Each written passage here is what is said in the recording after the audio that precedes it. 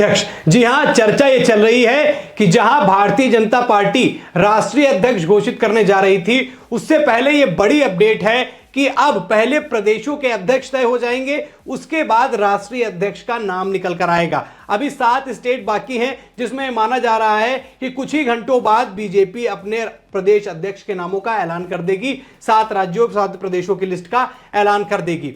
अब बात आती है उत्तर प्रदेश की। योगी आदित्यनाथ के ही मन का कोई व्यक्ति प्रदेश अध्यक्ष बनेगा, यह भी कहा जा रहा है। और साथ ही साथ केंद्र इस बात पर ध्यान देगा, खासतौर पर दिल्ली से इस बात का ध्यान दिया जाएगा कि ऐसा प्रदेश अध्यक्ष बनाया जाए जिसकी पटरी योगी आदित्यनाथ से खाती हो, क्योंकि भैया 2027 में होने वाले हैं उत्तर प्रदेश में विधानसभा चुनाव। और लोकसभा में योगी को थोड़ा किनारे दबाने वाली जो खबरें थी, उसका एक बड़ा प्रभाव भी देखने को मिला। उत्तर प्रदेश में समाजवादी पार्टी भारतीय जनता पार्टी से ज्यादा सीटें जीतने में कामयाब हो गई। अब बीजेपी ये नहीं चाहती कि योगी को जो ना पसंद करता हो उसको प्रदेश अध्यक्ष बना दिया जाए, ऐसा माना जा रहा है। इसलिए कहा जा रहा है कि योगी आदित्यनाथ ने जिस हिसाब से परफॉर्मेंस दी है, हरियाणा में, महाराष्ट्र में, जम्मू कश्मीर में, दिल्ली में, उनके भाषणों का फर्क पड़ा, बटोगे तो कटोगे का फर्क पड़ा, तो इस बात का फर्क उत्तर प्रदेश में भी पड़ने वाला है। तो योगी आदित्यनाथ के हिसाब से ही जो रणनीति बना सकता हो, जो अध्यक्षता कर सकता हो, वो बीजेपी का अध्यक्ष बनेगा। अब चर्चा दोस्तों यह है कि या तो कोई ओबीसी यानी पिछड़ा कोई बनेगा या फिर कोई ब्राह्मण चेहरा।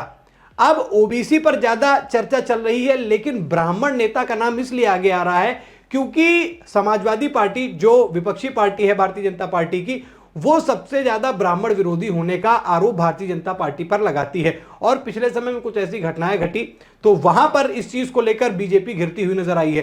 तो माना यह भी जा रहा है कि कोई बीजेपी ब्राह्मण चेहरा भी लेकर आ सकती है। अब वो कौन से नाम होंगे, सबसे पहले चलिए मैं आपको बता देता हूं कि अगर ओबीसी जिसकी नाम चल रहा है, ओबीसी में जो उनको बनाया जा सकता है प्रदेश अध्यक्ष, सबसे पहले पशुपालन मंत्री है दोस्तों, उनका नाम है धर्मपाल सिंह।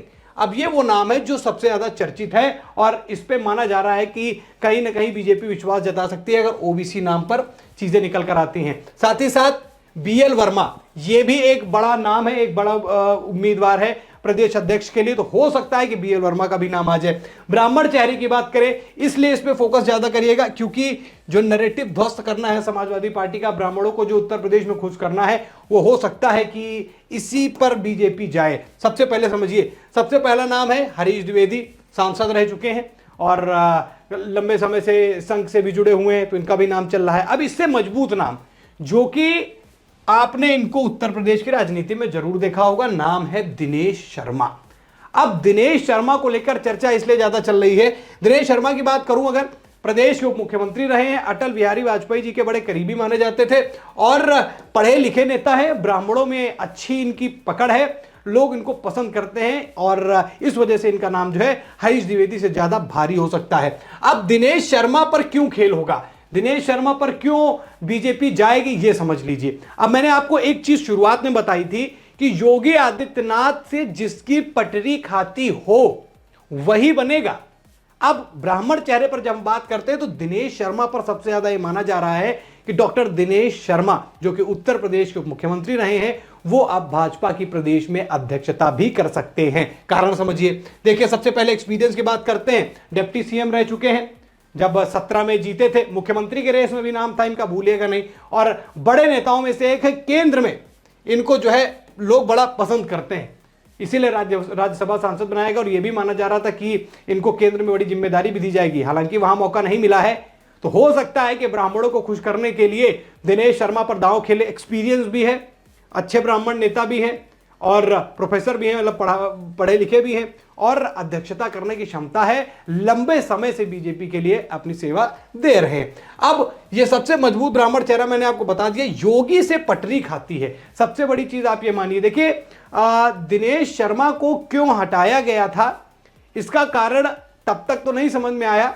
लेकिन बाद में समझ में आए कुछ जाति समीकरणों को ढंग से बैठाने के लिए और राज्यसभा सांसद बनाने के लिए एक ब्राह्मण चेहरा जो चाहिए था, इसलिए दिनेश शर्मा को वहां से डिप्टी सीएम के पद से हटाया गया। ये माना जा रहा था कि राज्यसभा भेजा गया है, फिर केंद्र में कोई मंत्रालय भी मिल सकता है और हो सकता है कि दर्जा प्राप्त राज्य मंत्री हो जाए या फिर केंद्रीय मंत्री हो जाए, ऐसा कुछ हो सकता था, लेकिन फिलहाल तो हुआ नहीं। अब दिनेश शर्मा जो कि प्रदेश के उप मुख्यमंत्री रह चुके हैं, मुख्यमंत्री के रेस में थे और योगी के बड़े ही खास माने जाते हैं। ये कहा जाता है कि योगी आदित्यनाथ से इनकी पटरी ठीक खाती है। केशव प्रसाद मौर्य से बोला जाता है, ये र्यूमर्स है या फिर सच्चाई, ये मुझे भी नहीं पता, क्योंकि ये नेतागिरी में कब क्या चीजें चला करती हैं इसका आकलन कोई भी व्यक्ति नहीं कर सकता है। तो और ना ही ये किसी को अधिकार है कि किसी के बीच में किसी का मतभेद लगाना, ये बिल्कुल भी उचित भी नहीं है। तो दिनेश शर्मा उस समय जब थे 2017 से 22 के बीच में डिप्टी सीएम, तो ये माना जाता था कि केशव प्रसाद मौर्य खुश नहीं रहते हैं योगी आदित्यनाथ से, तो ये करीब थे। दिनेश शर्मा जो है ये चेहरा योगी आदित्यनाथ के करीब था, ब्राह्मण चेहरा है, मजबूत चेहरा है, शिक्षित चेहरा है और जो रणनीतियां बनाने की ताकत है वो भी दिनेश शर्मा के अंदर है।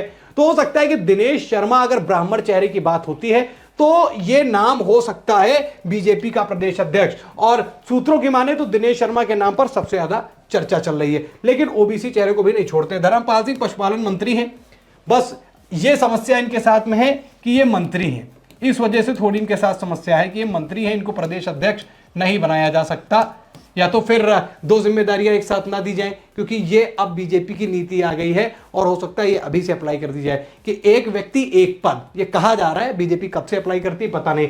तो ये जो प्रदेश अध्यक्ष वाली बात है यहां इनके लिए नेगेटिव साबित हो सकती है। बीएल वर्मा के पास मौका है और इनके पास सबसे बड़ी चीज है कि इनके पास जो है एक्सपीरियंस अच्छा है, इस वजह से इनको मौका मिल सकता है अगर ओबीसी नाम की चर्चा होती है। ब्राह्मण में मैंने बता दिया हरीश द्विवेदी की ये कही जाती है कि ये थोड़ा सा योगी के हिसाब से नहीं चलने वाले हैं, इसलिए इनका नाम यहां से कट हो सकता है।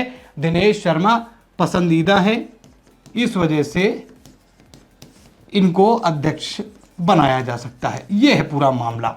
अब क्या होता है, चर्चा बड़ी तेजी से है। उस वीडियो को जो मैंने आपको पहले भी बताया कि बड़े बड़े मायने थे उसके कि राष्ट्रपति शासन लागू होने जा रहा है, कुछ भी तमाम चीजें जो है बात हो रही थी, लेकिन अब समझ में आ रहा है कि वो मीटिंग जो है रातों रात जो मीटिंग की गई है वो अध्यक्षों के लिए है। प्रदेश अध्यक्ष चुन लिया जाएगा, उसके बाद भारतीय जनता पार्टी अपना राष्ट्रीय अध्यक्ष चुनेगी। हालांकि बड़ी देरी भी हो चुकी है, एक्सटेंशन पे एक्सटेंशन किया जा रहा है जेपी नड्डा का, और जेपी नड्डा के पास भी मंत्रालय है, स्वास्थ्य मंत्रालय उन्हीं के हाथों में।